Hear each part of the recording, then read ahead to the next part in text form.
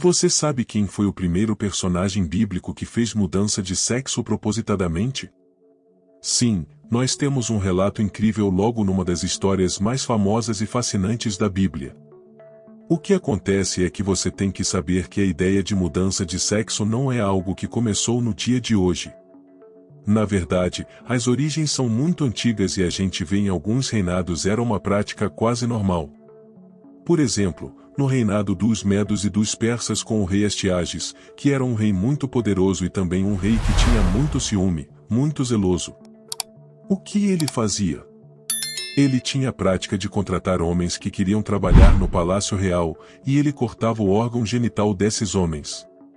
Por um lado, dessa forma, ele assegurava que as suas esposas, as suas rainhas, não teriam relações fora do casamento com ele. Isso aqui é um motivo, mas muitas vezes também isso era feito para tornar homens afeminados, e dessa forma, utilizá-los como instrumentos em suas comemorações, festejos e muito mais. A gente encontra isso também com Nabucodonosor, ele fazia isso constantemente de trazer pessoas para o palácio e tornava essas pessoas. Os motivos nunca eram bonitos. Agora, a ideia de mutilar homens também a gente vê com o rei Assuero. Ele fazia isso como uma forma de humilhação e castigo aos povos que ele vencia nas suas guerras. Esse grande rei foi o imperador da Síria, e a Síria chegou a ser um império importantíssimo e muito cruel. Então, uma das formas que ele fazia para assustar os próximos povos que ele ia atacar era conquistar uma cidade. Muitas pessoas morriam nessas batalhas, mas os que ficavam às vezes se arrependiam de continuar vivos porque eram mutilados. E essa mutilação vinha fazer com que eles ficassem humilhados, sem força de fazer nenhuma revolta. E até mesmo se acreditava que, uma vez perdido o poder da masculinidade, essa pessoa nunca mais seria um soldado que se rebelaria contra mim. Mas aqui, especialmente, a gente está falando de reis que utilizavam do seu poder para se resguardar ou para fazer com que outras pessoas assumam uma orientação sexual que vinha de acordo com a vontade desse rei. Mas aonde você vê na Bíblia uma pessoa que, por livre e espontânea vontade, fez isso com seu próprio corpo? A gente está falando de Potifar. Quem era Potifar? Potifar era um dos ministros na casa do faraó e foi aquela pessoa que comprou José. Todos nós lembramos que José foi vendido pelos seus irmãos, passou de mão em mão até que ele chegou no Egito. Chegando no Egito, Potifar o comprou como escravo. Agora, a gente chega a uma pergunta. Será que ele comprou José como escravo simplesmente porque parecia que ele era forte e poderia fazer muitos trabalhos, ou será que existiam intenções ocultas? Você vai ter algumas surpresas agora que eu vou te revelando. A Bíblia conta pra gente que José era extremamente bonito. Ele chamava muito a atenção de todos no Egito, inclusive, contra o Midrash, que mulheres subiam. Elas subiam, às vezes, em muros para ver José passando. Aonde a gente vê isso? A gente vê nas bênçãos que ele recebe na hora da morte do seu pai, Jacó. Você vê que existem bênçãos que aludem a isso, que as mulheres ficavam olhando José por causa da sua beleza. Então, era um dos sinais muito grande. A gente já tá vendo aqui que Potifar ele vê um homem jovem muito forte e impressionante, e ele compra exatamente ele como escravo. A Bíblia fala que José teve muito sucesso na casa de Potifar, a ponto de confiar tanto nele que ele liberou todas as chaves, todo o controle. E veja bem, a Bíblia fala que menos um pão que Potifar comia. Mas calma aí, se ele tinha direito a controlar todo o tesouro, pensa só, ele era ministro, então todo o dinheiro que ele tinha, ele controlava. Todos os outros escravos, o pão é que ele não ia ter direito. Então, na verdade, você tem que entender que o pão aqui é uma metáfora. Pão significa aqui a esposa dele. A Bíblia usa algumas vezes essa expressão de alimento para não falar de uma forma pejorativa sobre relações entre homens e mulheres. Então, Potifar deixou tudo a cargo de José, menos, é claro, a sua esposa.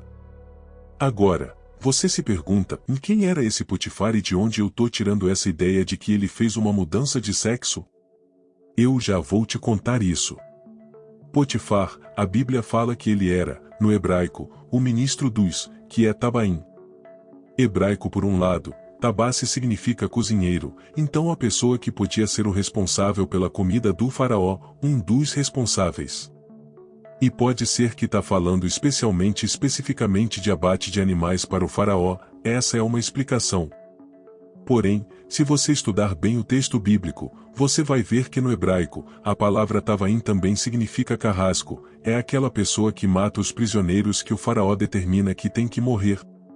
Você lembra a história dos 2 ministros do faraó que ficaram na prisão com José e um deles foi condenado à morte?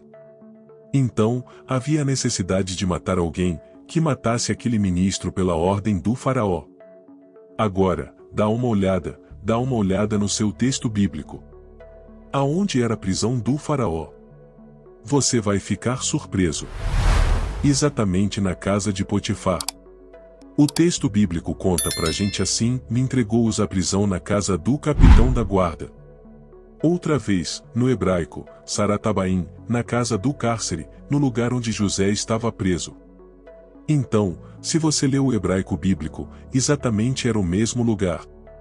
Então, faz muito sentido que Potifar, ele era, na verdade, uma pessoa que utilizava de muita crueldade, pode ser com os animais ou pode ser que ele realmente era o carrasco do faraó que levava à prática, e além de cuidar dos prisioneiros, ele também, às vezes, os executava de acordo com as ordens do faraó. Agora, a primeira descrição que aparece de Potifar, é que ele era feliz, a melhor, ele era um ministro e ele era saris, que significa eunuco.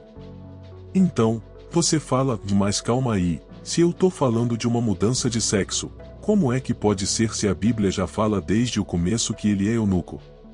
Então, você tem que entender uma parte da metodologia da Bíblia.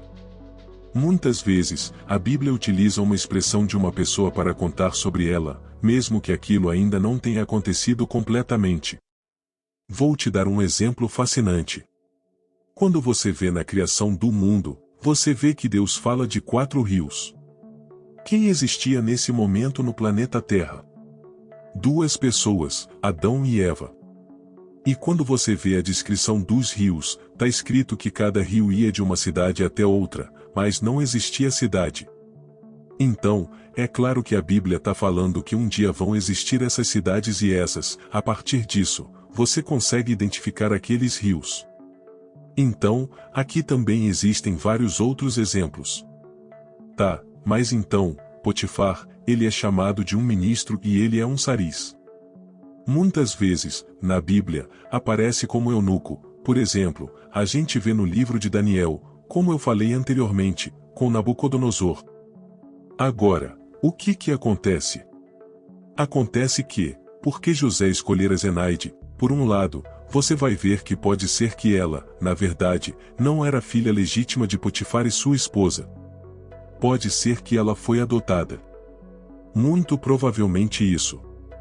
Mas, por outro lado, o que acontece é que o próprio faraó tinha interesse nesse casamento, porque, imaginem só, chega um momento em que José aprende a decifrar os sonhos de Faraó. Faraó fala: você é muito inteligente, você é muito capaz. Além de saber decifrar sonhos, você tem a capacidade de ser um conselheiro que eu nunca tive igual aqui no Egito. Com tantas pessoas, tantos sábios, tantos feiticeiros, você foi o único capaz de decifrar os sonhos e me dar o conselho correto. Eu quero te tornar o vice-rei. No entanto, ele tem um problema, pois Potifar pode chegar e dizer: não, ele é meu escravo. Assim, o vice-rei seria um escravo. Então, Faraó decide casar José com a filha de Potifar. Dessa forma, Potifar ou Potifera nunca mais falaria mal de José, pois prejudicaria também sua filha, seja ela legítima ou adotada. É uma forma de neutralizar isso. Nessa história, vemos um homem que faz um ato radical, ainda mais para a época dele. Ele larga toda a posição social, todo o poder em nome do amor que ele tinha por outro homem. Acaba mutilando o próprio corpo e não tem sucesso nessa empreendida. No entanto, percebemos que muitas dores das coisas que acontecem hoje em dia já aparecem na Bíblia, com ensinamentos impressionantes.